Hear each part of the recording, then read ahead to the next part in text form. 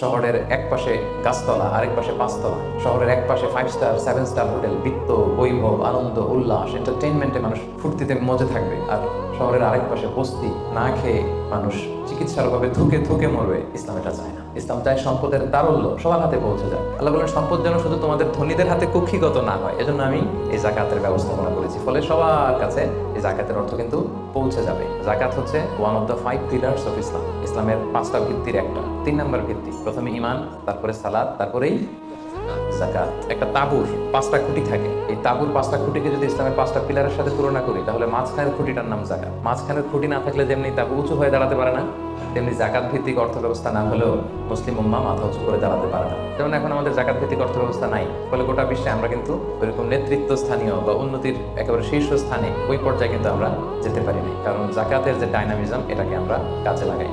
নির্দিষ্ট পরিমাণ সম্পদ যদি নির্দিষ্ট সময় পরিমাণ কারো কাছে থাকে, তাহলে তার উপর দান করা ইসলামে কি করে দিছে?